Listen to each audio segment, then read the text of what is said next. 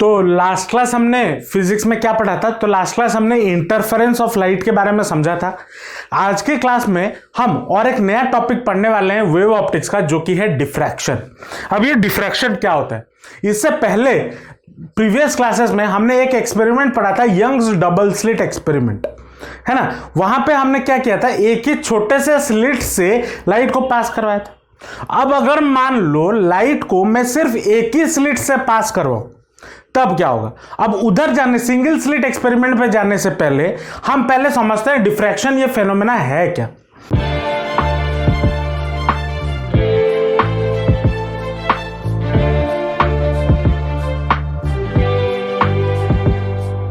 हमने इससे पहले जो रे ऑप्टिक्स चैप्टर में क्या पढ़ा था, हमने रे ऑप्टिक्स चैप्टर में यह पढ़ा लाइट क्या होता है, गोली की तरह जाता है। अगर लाइट गोली की तरह जा रहा होता, इसको जरा समझना। मान लो यहां पे एक छोटा सा ऑब्स्टेकल है, ठीक है। मान लो यहां से कोई भी लाइट गोली की तरह जा रहा है, अगर जा रहा होता तो लाइट जाके क्या होता, यहां पे टकराता और रह जाता। मतलब अगर मैं यहां पे स्क्रीन बनाता हूं तो मुझे क्या मिलता, यहां पे सारा पूरा अंधेरा मिलता और यहां पे लाइट मिलता, राइट। यहां पे पूरा अंधेरा मिलता, यहां पे पूरा लाइट मिलता। लेकिन क्या एक्चुअल में ऐसा होता है? एक्चुअल में ऐसा होता नहीं है। एक्चुअल में क्या होता है? एक्चुअल में यहां से देखो, मैं क्या बोल रहा हूं, यहां पे अंधेरा और यहां पे लाइट जो हो रहा है, इसके बीच में एक छोटा सा गैप ऐसा होता है जो ग्रे एरिया होता है। ग्रे एरिया मतलब जहां पे हम बोल सकते हैं जो लाइट का इंटेंसिटी धीरे धीरे बढ़ता है, वो सडनली नहीं बढ़ जाता। मतलब अगर मैं इस पॉइंट की बात करूं, यहां पे क्या होना चाहिए, अंधेरा होना चाहिए। और अगर मैं मानूं लाइट तीर की तरह जा रहा है या फिर पार्टिकल की तरह जा रहा है, तो यहां पे लाइट का इंटेंसिटी मैक्सिमम हो जाना चाहिए। क्यों? क्योंकि इसका जितना इंटेंसिटी होगा उतना इंटेंसिटी इधर होना चाहिए। लेकिन क्या ऐसा होता है? नहीं होता। आप कोई भी ऑब्जेक्ट को अगर लाइट के सामने रखो तो आपको एक क्रिस्टल क्लियर इमेज या शैडो बोल सकते हो देखने को नहीं मिलता। कोई भी चीज देखो, अगर मैं यहां पे भी खड़ा हूं, मेरा अगर शैडो आप देखोगे तो वहां पे साइड में मतलब एजेस में एक ब्लरीनेस देखने को मिलता है। और वो ब्लरीनेस होता क्यों है? वो ब्लरीनेस इस फेनोमेना की वजह से होता है, डिफ्रैक्शन की वजह से। और डिफ्रैक्शन हम तभी बता सकते हैं अगर हम बोलेंगे लाइट किस फॉर्म में जाता है या लाइट का वेव नेचर है। हम डिफ्रैक्शन को वेव थ्योरी से समझा सकते हैं। तो एक्चुअली में होता क्या है, इसको जरा समझते हैं। अगर मान लो यहां पे कोई भी एक छोटा सा पार्टिकल है या छोटा सा, आप बोलोगे सर ऑब्स्टेकल है, मैं यहां पे दो चीजें मान लेता हूं, एक ऑब्स्टेकल और एक अपर्चर। अपर्चर मतलब एक होल। यहां पे एक छोटा सा ऑब्स्टेकल है, यहां पे एक छोटा सा होल है। यहां पर मान लो टोटल स्क्रीन ही हो गया। जब लाइट यहां से जा रहा होगा तो एक्चुअली में इसको पहुंचना चाहिए यहां और इसको पहुंचना चाहिए यहां। लेकिन जब लाइट यहां पे टकराता है तो ये टकराने के बाद क्या हो जाता है, हल्का सा बेंड होके ऐसे जाता है और यहां से भी हल्का सा बेंड होके ऐसे आता है। तो ये वाला जो पोर्शन है ये हमें क्या दे देता है, शैडो दे देता है। मतलब ना ही यहां पे पूरा लाइट होता है और ना ही यहां पे पूरा अंधेरा होता है। वैसे ही सेम चीज अगर मैं यहां से कोई भी लाइट पास करवाता हूं, मान लो ये ऐसे और ऐसे, तो जाना चाहिए कैसे, ऐसे। इसका एक्चुअल पाथ क्या होना चाहिए, ऐसे होना चाहिए। लेकिन ये क्या होता है, ये थोड़ा बेंड होके इस तरफ चला जाता है और इधर चला जाता है। तो ये जो एरिया देता है ये आपका शैडो या फिर बोल सकते हो एक ग्रेइश एरिया देता है। लेकिन यहां पे भी एक कंडीशन है। क्या कंडीशन है? अब उस कंडीशन पे जाएंगे, लेकिन पहले डिफ्रैक्शन समझते हैं। डिफ्रैक्शन क्या हो गया, जब भी कोई एक छोटे से अपर्चर से या छोटे से ऑब्स्टेकल से लाइट टकराता है तो वहां पे वो लाइट क्या हो जाता है, हल्का सा बेंड हो जाता है, वो सीधा अपने रास्ते में नहीं जाता। और आज बिकॉज ये एक ही मीडियम में हो रहा है, इस फेनोमेना को हम बोलते हैं डिफ्रैक्शन। रिफ्रैक्शन क्या होता है, जब एक मीडियम से दूसरे मीडियम पे जाता है तब स्पीड ऑफ लाइट में चेंज होने के कारण वहां पे क्या होता है, रिफ्रैक्शन। यहां पे क्या हो जाता है, यहां पे ऑब्स्टेकल आने की वजह से वहां से टकरा के थोड़ा हल्का बेंड होके चला जाता है और उसी फेनोमेना को हम बोलते हैं डिफ्रैक्शन। तो डिफ्रैक्शन क्या हो गया, it is the phenomena of bending of light around the corners of an obstacle, around the corners of obstacle or aperture in the path of light. On account of this bending, light penetrates into a geometrical shadow of the obstacle or aperture. तो यहां पे ये जो form हुआ, ये क्या form हुआ, ये एक ज्योमेट्रिकल शैडो के तरह फॉर्म हुआ. Thus the light deviates from its linear path, इसलिए वो अपने लीनियर पाथ से डेविएट कर जाता है, और इसी फिनोमेना को हम क्या बोलते हैं, डिफ्रैक्शन बोलते हैं.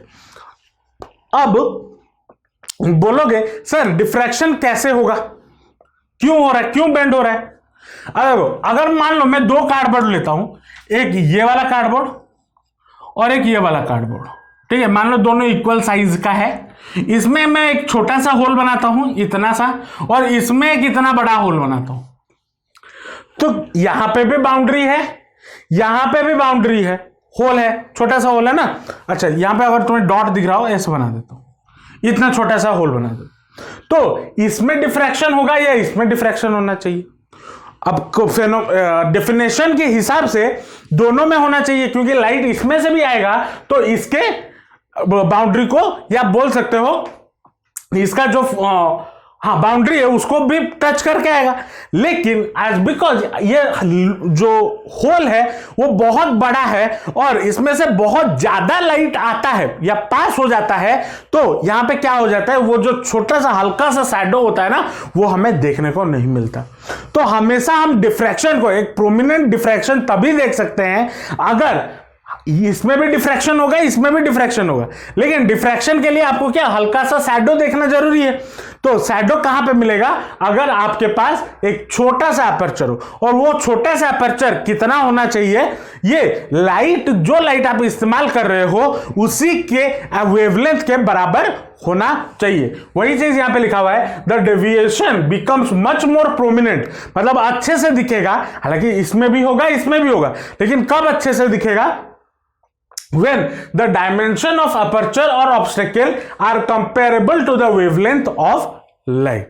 ये कुछ चीजें हैं, इसको दिमाग में रखना है. अच्छा, यहां इसका यूज कहां पे होता है, तो diffraction of x ray, diffraction of x ray या फिर गामा रेज का इस्तेमाल होता है. एक्सरे और गामा रे को, एक्सरे का डिफ्रैक्शन हम किस लिए यूज करते हैं, हम इसलिए यूज करते हैं ताकि जो कोई भी स्ट्रक्चर, सॉलिड स्ट्रक्चर है, उसको अगर बारीकी से स्टडी करना है तो उसके लिए डिफ्रैक्शन ऑफ एक्सरे हम का यूज करते हैं.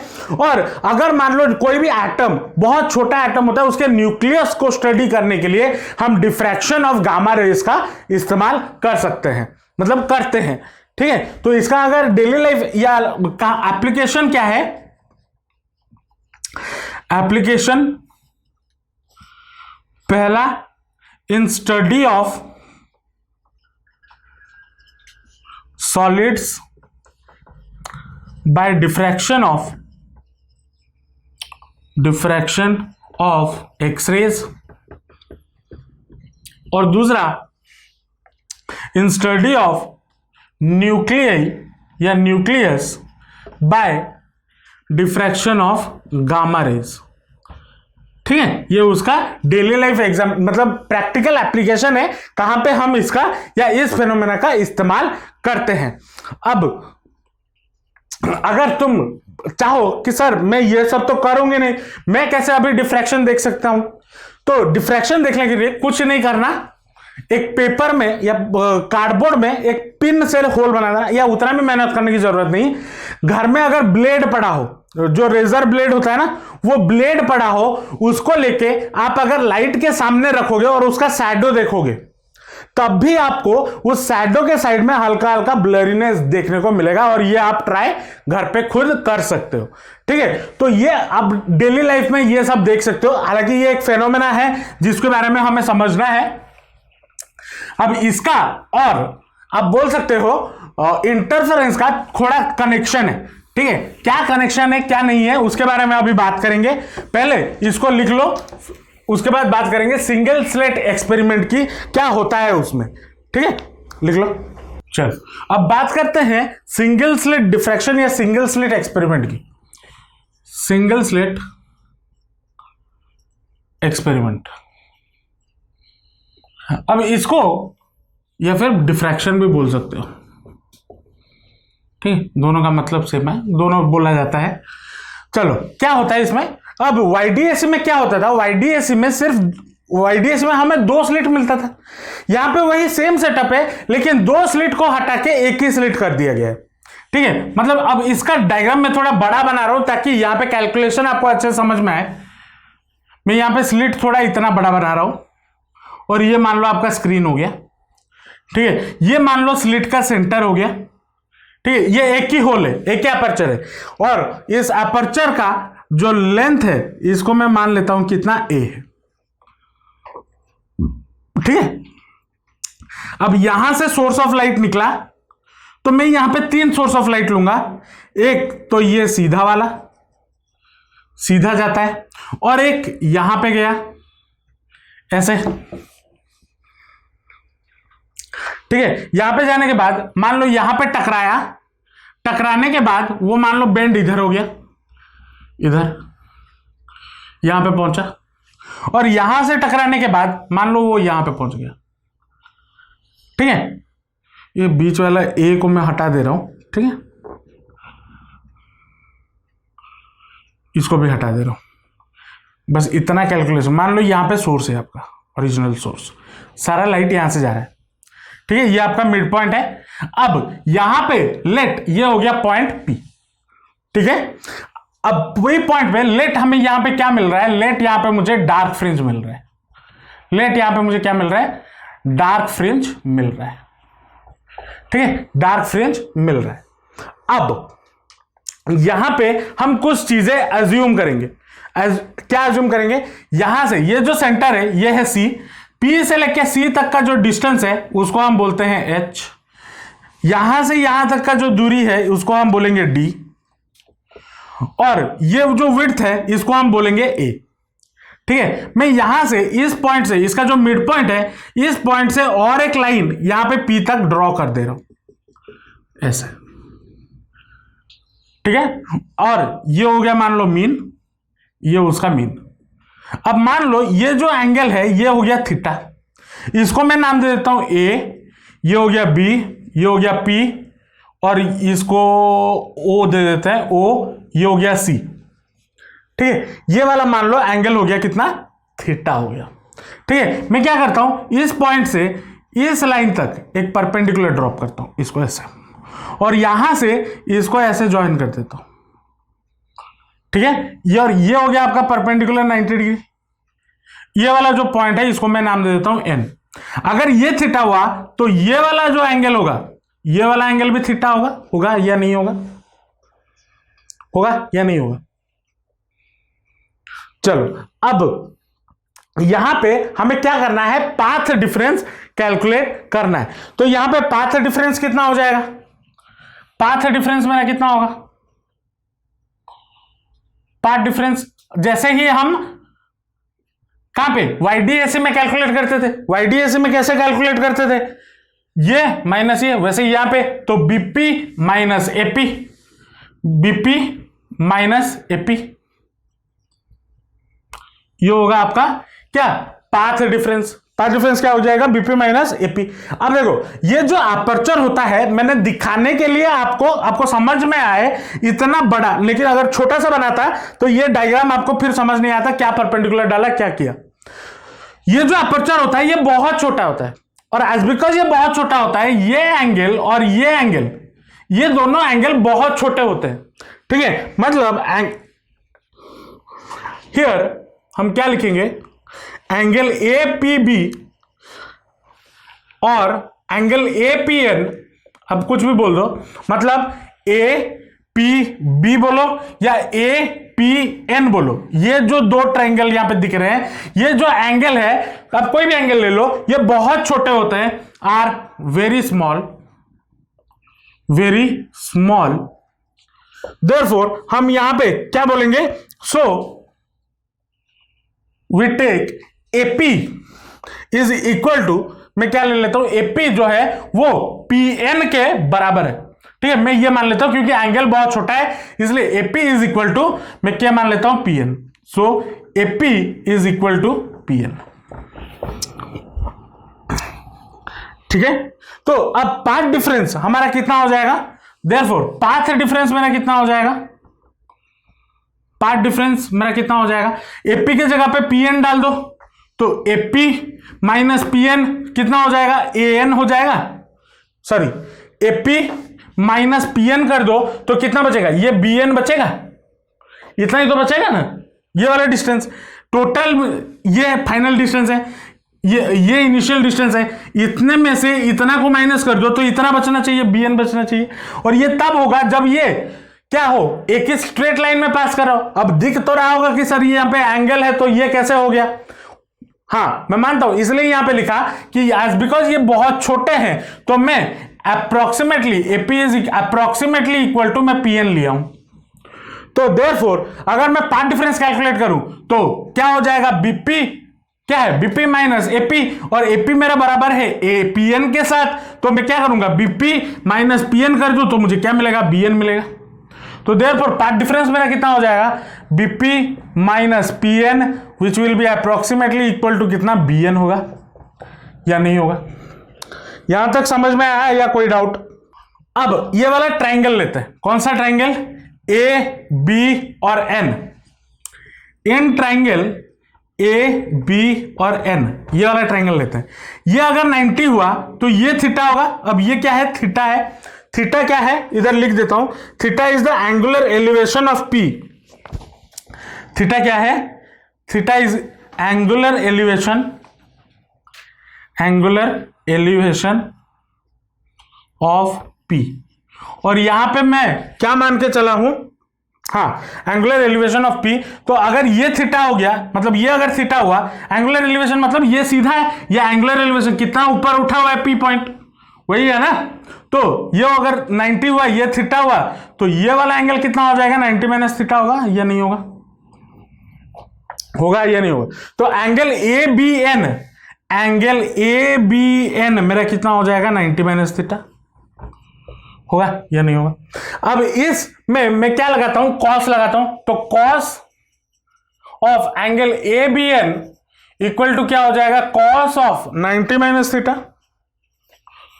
और अगर इस ट्रायंगल में मैं कॉस लगाता हूं तो अगर ये थीटा है तो क्या हो जाएगा, ए बी एन, ये वाला एंगल कितना हो जाएगा, cos of angle A B N, इसका कॉस अगर हम लेंगे तो क्या होगा, इस एंगल का बेस अपॉन हाइपोटेनस। तो बेस कितना हो जाएगा, ये वाला एंगल अगर है तो बेस होगा ए बी अपॉन हाइपोटेनस कौन सा हो जाएगा, सॉरी ये 90 डिग्री है ना, बेस होगा, sorry B N upon hypotenuse A B, ये होगा, ये 90 ये एंगल है, तो इसका इस एंगल में कॉस डाले तो क्या हो जाएगा, बेस अपॉन हाइपोटेनस, तो B N upon A B, तो B N upon A B ये हो जाएगा। तो बी यहां पे बी एन मेरा कितना हो गया, B N will be equal to कितना हो जाएगा, A B cos 90 minus theta, होगा या नहीं होगा, होगा। और कॉस 90 माइनस थीटा क्या होता है, साइन थीटा होता है। तो बी एन इक्वल टू मेरा कितना आ गया, ए बी साइन थीटा, होगा या नहीं होगा। अब ए बी डिस्टेंस क्या है, ये वाला डिस्टेंस, और इसको मैंने क्या माना हुआ है, ए माना हुआ है, तो बी एन मेरा क्या हो गया, ए साइन थीटा, ये आ गया। और बी एन हमारा क्या था, बी एन हमारा पाथ डिफरेंस था। तो पाथ डिफरेंस कितना आ गया, B N equal to A sine theta, ठीक है। तो अब यहां पे हमने क्या बोला है, अब ये जो थीटा है, एज बिकॉज ये एंगल अगर बहुत छोटा है तो ये थीटा भी बहुत छोटा होगा, है ना। तो एज यहां पे क्या लिखेंगे, थीटा इज वेरी स्मॉल, तो मैं क्या लिख सकता हूं, theta equal to approximately equal to sine theta and approximately equal to tan theta, ये होगा ना, ये हमने पढ़ा हुआ है। तो बी एन इक्वल टू मेरा कितना हो जाएगा, ए इंटू थीटा होगा या नहीं होगा। तो ए ये वाला डिस्टेंस इंटू अगर मैं थीटा कर दूं तो मुझे बी एन मिल जाएगा या पाथ डिफरेंस मिल जाएगा, मिलेगा या नहीं मिलेगा। तो ये हमारा क्या मिल गया, पाथ डिफरेंस मिल गया। अब इसमें और भी थोड़े मजेदार बातें हैं, पहले इतना नोट डाउन कर लो। चलो, तो यहां पे अब ये तो हमें पाथ डिफरेंस मिल गया, लेकिन जब इस चीज को एक्चुअल में एक्सपेरिमेंट करके देखा गया तो यहां पे हमें क्या मिला, थोड़ा वो देखेंगे। ठीक है, इसको मिटा रहा हूं। ठीक है, चलो, तो यहां पे बात करते हैं, यहां पे एक्सपेरिमेंट से हमें क्या मिला, ऑब्जर्वेशन फ्रॉम एक्सपेरिमेंट, क्या देखा गया।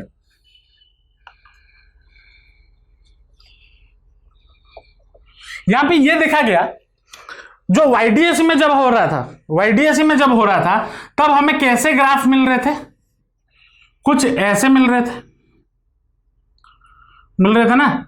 मतलब एक बार इंटेंसिटी ज्यादा हो रहा है, फिर कम हो रहा है, ज्यादा हो रहा है, कम हो रहा है, लेकिन एक फिक्स्ड पॉइंट तक ज्यादा हो रहे हैं और एक फिक्स्ड पॉइंट तक कम हो रहे हैं, है ना। लेकिन जब इसको एक्सपेरिमेंटली देखा गया तो क्या मिला, ये जो सी पॉइंट था ना, जो बीच वाला पॉइंट था, उसमें कुछ वहां पे जो लाइट बन रहा था उसका इंटेंसिटी बहुत ज्यादा था, फिर धीरे धीरे उसका इंटेंसिटी क्या हो रहा था, घटते हुए जा रहा था, कुछ ऐसे हिसाब से, और धीरे धीरे फिर क्या हो जा रहा था, अंधेरा हो रहा था। यहां पे हमें क्या मिल रहा था, कंटिन्यूअस डार्क फ्रिंज और ब्राइट फ्रिंज मिल रहा था।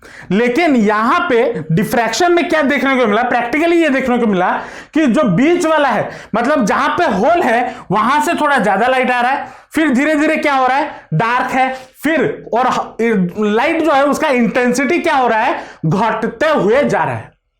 ये हमें या साइंटिस्ट लोग जो एक्सपेरिमेंट किए थे उनको देखने को मिला। ठीक है, और जो साइंटिस्ट थे उनका नाम था फ्रैनहोफर, उन्होंने ये एक्सपेरिमेंट किया था, तो और उन्होंने ये चीज उनको ऑब्जर्वेशन में मिला। तो उन्होंने क्या बोला, फ्रॉम एक्सपेरिमेंटल वैल्यू, हालांकि ये ग्राफ के बारे में हम थोड़ी देर बाद और चर्चा करेंगे, ठीक है, लेकिन अभी समझाने के लिए आपको बता दिया। तो उन्होंने ऑब्जर्व क्या किया यहां पे कि from experiment he observed that intensity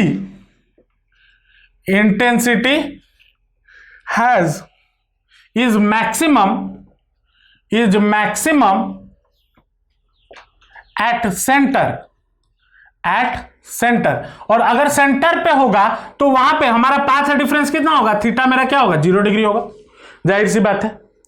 तो यहां पे क्या देखा गया, जो इंटेंसिटी है वो क्या होता है, सेंटर पे सबसे ज्यादा हो रहा है जब थीटा हमारा क्या है, 0 degree.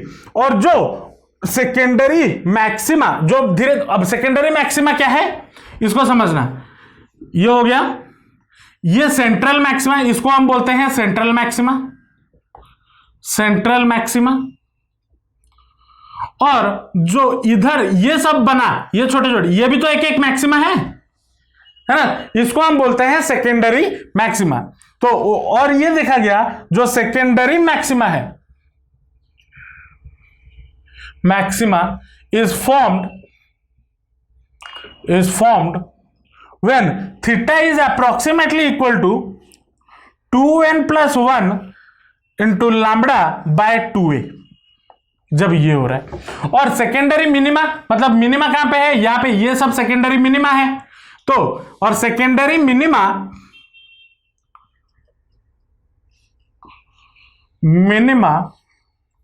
Is formed when theta का वैल्यू जब approximately n lambda upon a हो।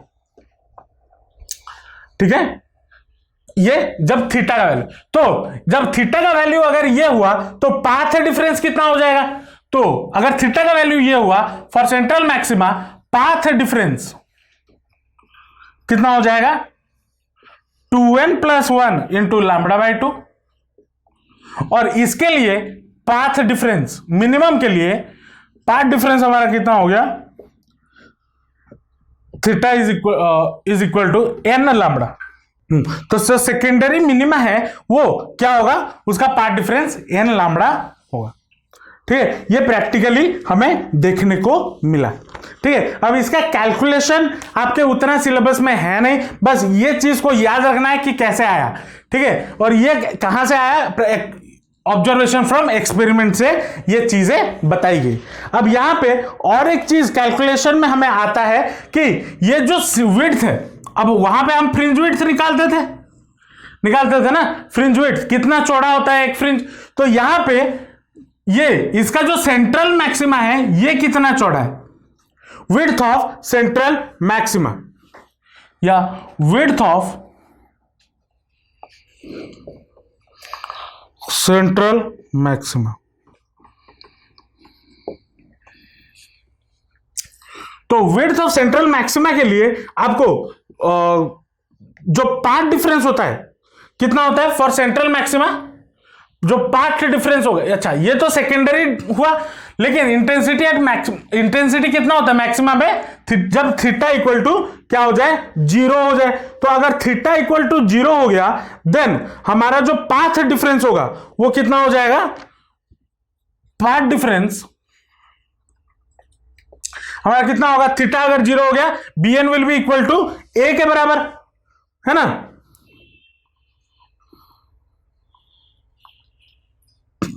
नहीं सॉरी, यहां पे साइन थीटा अगर 0 हो गया, हाँ a के बराबर होगा या नहीं होगा, तो पाथ डिफरेंस मेरा कितना हो जाएगा, bn will be equal to a के बराबर होगा या नहीं होगा।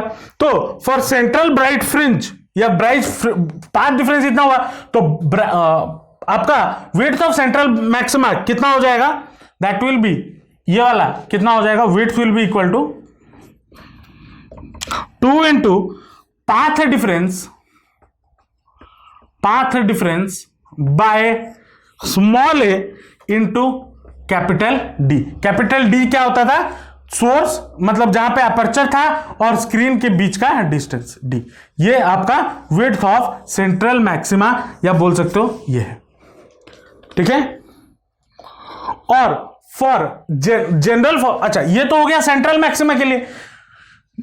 जो सेकेंडरी मैक्सिमा है उनका क्या होगा, हाइट, मतलब यहां पे एच लिया था ना, यहां पे मैंने पी लिया था, ये सेंटर हुआ करता था अगर सिंगल स्लिट देखो, और ये डिस्टेंस मैंने क्या लिया था, एच लिया था ना, तो ये एच कितना हो जाएगा। तो इसके लिए भी फॉर्मूला याद रखना, for nth maxima h will be equal to 2n plus 1 into lambda into capital D divided by 2 into small A. Small A क्या है, अपर्चर का विड्थ। और फॉर nth मिनिमा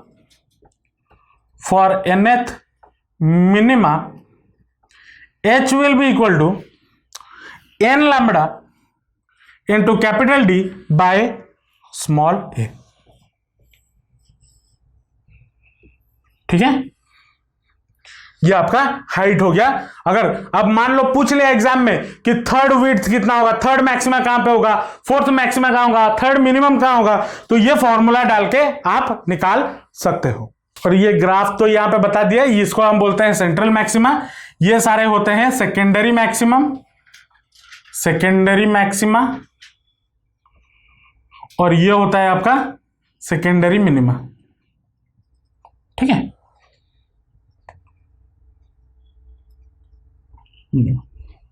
तो ये कहानी था आपका सिंगल स्लिट एक्सपेरिमेंट की या फिर डिफ्रैक्शन की। अब यहां पे देखो फॉर्मूला यहां पे याद रखना पड़ेगा, अब उसका कोई दूसरा ऑप्शन नहीं है, क्योंकि ये चीज का कैलकुलेशन हमारा नहीं है, ये सब प्रैक्टिकली ये ऑब्जर्व हुआ है और बुक में यही लिखा हुआ है, ठीक है। तो इसको फॉर्मूला याद रखना है। हाँ, इसके बेसिस पे क्वेश्चन पूछे जाते हैं जो हम करेंगे, ठीक है।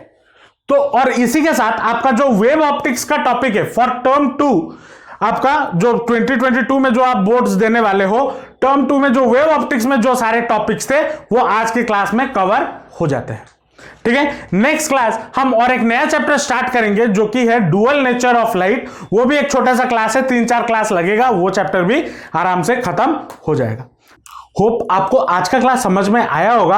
अगर आपको कोई डाउट है या फिर कोई भी फीडबैक है तो नीचे कमेंट सेक्शन में जरूर बताना। अगर वीडियो अच्छा लगा तो अपने दोस्तों के साथ शेयर जरूर करना और चैनल को सब्सक्राइब कर देना, क्योंकि आपके पढ़ाई के रिलेटेड वीडियोस मैं अपने चैनल पे रेगुलरली अपलोड करता रहता हूं। तो मिलते हैं नेक्स्ट वीडियो में। Till then all the best, जमकर पढ़ाई करते रहिए and thanks for watching the video.